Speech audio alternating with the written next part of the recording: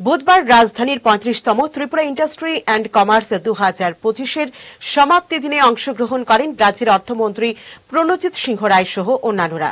সমাপ্তি দিনের অনুষ্ঠানে রাজ্য এবং বহিরাজ্যের শিল্প উদ্যোগী তথা ব্যবসায়ীরা উপস্থিত ছিলেন।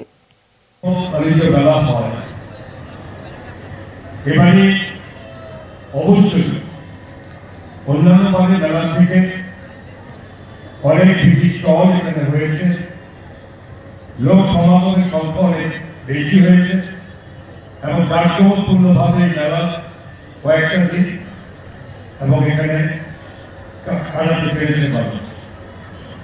ব্যবসা বাণিজ্যের বৃদ্ধির দিকও এখানে চেয়ারম্যানের সাথে কথা হচ্ছিল যে আজকে পর্যন্ত মোটামুটি ভাবে এবং লাস্টে তার হিসাব হবে প্রায় 5 কোটি টাকার বেশি যেখানে বিক্রি হয়েছে, যা অন্যান্য বছরের তুলনায় অনেক বেশি।